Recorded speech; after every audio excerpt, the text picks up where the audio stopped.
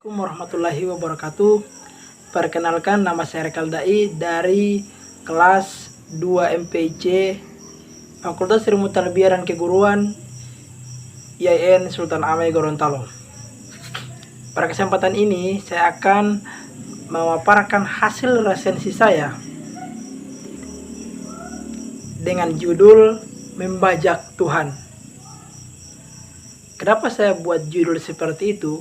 Karena berdasarkan buku yang saya baca, karya Damien Dematra yang berjudul Demi Allah Aku Jadi Teroris. Nah, dalam buku tersebut ada sekelompok orang yang menghalalkan pembunuhan, massal baik bukan massal, dengan dalih karena Allah. Padahal ini adalah sebuah kesalahan yang sangat fatal. Oke, langsung saja kita ke resensinya.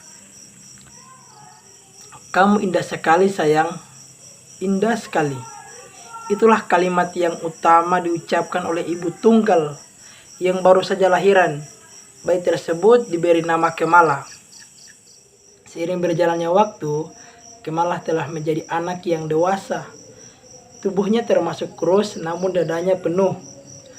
Kulitnya kuning langsat dan bersinar sehat serta memiliki hidung yang mancung. Dan sekarang, Kemala menjadi seorang mahasiswi kedokteran di sebuah universitas.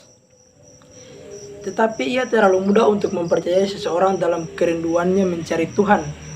Kemala ingin bergabung dengan sebuah tempat pengajian atas rekomendasi temannya. Dan mereka mendatangi tempat tersebut yang katanya berhijrah di jalan Allah. Dan ketika mereka tiba di sana, mereka diminta untuk menyerahkan janji setia pada sebuah organisasi. Dalam proses hijrah, para gadis pasti menyetor uang administrasi. Dan Kemala tidak mengalami kesulitan dalam membayar administrasi karena dia diwariskan uang yang cukup banyak oleh ayahnya. Namun, berbeda dengan yang lain, berbeda dengan Rafa, Basima, atau Purbani. Demi menjalani proses hijrah, Rafa mencuri kalung emas warisan keluarganya. Dan Purbani menggunakan uang toko tempat ia bekerja. Sedangkan Basima rela melacurkan dirinya. Mereka pun dibawa ke suatu tempat. Di tempat tersembunyi dengan mata tertutup, lalu mendasarkan janji di hadapan Allah serta saksi untuk setia pada pimpinan, mereka pun merasa lebih tinggi dan mulia ketimbang orang lain.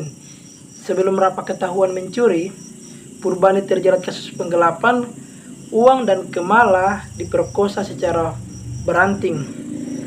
Dalam kondisi terpuruk, Kemala tidak bisa pulang dan tidak bisa melanjutkan kuliah dan terjerumus dalam kelompok teroris Kiai Gadil.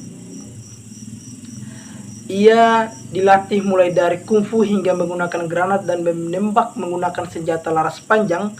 Setiap hari dijajali tayangan film yang menggambarkan kejaliman yang melanda kaum muslimin. Maka tak terakan lagi, Kemala diyakinkan ia harus membalas dan harus melakukan jihad, bahkan mengorbankan diri bila perlu. Sampai suatu ketika Kemala mendapatkan misi pertama dan terakhirnya, yaitu meledakkan kafe Bistro Americana, sebuah kafe orang kafir yang dipenuhi dengan kemaksiatan.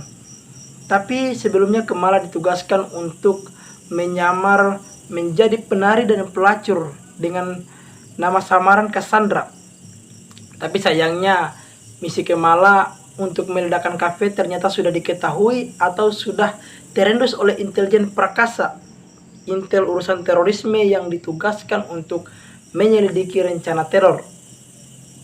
Prakasa kemudian menyamar sebagai pelanggan setia di klub malam dan berpura-pura akan menyewa si teroris cantik belia yang ada di sana, yaitu Kemala. Di Bistro Americana, perempuan cantik mengenakan cadar tipis putih bernama komersial Cassandra bertemu dengan Prakasa Adipurna.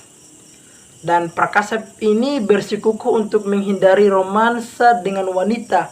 Memang bukan gay, tapi ia teringat dengan ucapan ayahnya, yaitu Setiawan Adipurna mengatakan, "Jangan pernah terlibat cinta, nak. Cinta itu panas dan seperti bara api, sulit padam, tapi mudah tersulut. Kalau sekali kau terbakar, tidak pernah ada jalan untuk kembali." Prakasa tidak bisa mengingkari terlahir dari sebuah keluarga disfungsional telah membuatnya enggan mempermisikan cinta memasuki hidupnya. Namun, pertemuan itu menimbulkan benih cinta di antara keduanya, dan mereka bertarung dalam diri sendiri untuk tidak saling menyukai. Akan tetapi kekuatan cinta itu tetap mendesak sampai keduanya harus menentukan keduanya antara hidup dan mati. Nah, tiba saatnya Kemala akan melakukan tugasnya, yaitu bom bunuh diri. Malam itu KP sedang ramai-ramainya. Saat itu adalah malam minggu. Beberapa intel berpakaian preman berkeliaran di luar dengan topi, dan Prakasa berada di sana mengenakan topi hitam duduk di pojok. Saat Prakasa akan menghampiri Kemala, tiba-tiba Kemala berteriak dengan suara kencang di tengah keramaian, "Allahu Akbar, Allahu Akbar, Allahu Akbar. Dengarkan, kalian semua akan menemani. Aku akan menemani kalian menuju pintu keabadian," sambil mengacungkan remote control ke atas. Untungnya, pada saat yang kritis itu, Prakasa melakukan tindakan yang tepat. Ia menembak tangan Kemala sehingga remote pemicu bom berhasil terlempar, sehingga bom pun tak sempat meluluhlantahkan kafe itu. Akhirnya Kemala sadar bahwa pemahamannya selama ini telah dipelintir dan dimanfaatkan oleh kepentingan sekelompok orang tertentu dengan mengatasnamakan Islam. Setelah menjalani hukuman penjara, Kemala pun dan Prakasa bersatu. Kemala semakin yakin bahwa sesungguhnya Islam adalah agama yang membawa kedamaian di dunia ini. Saya sangat suka dengan novel ini karena mengedepankan nilai-nilai indah dan harmonis ke dalam masyarakat, yaitu kerukunan, perdamaian bagi seluruh umat manusia, serta menjunjung harkat dan martabat manusia, bahwa tidak ada pembenaran atas pembunuhan massal, apalagi yang mengatasnamakan Tuhan atau landasan keyakinan apapun.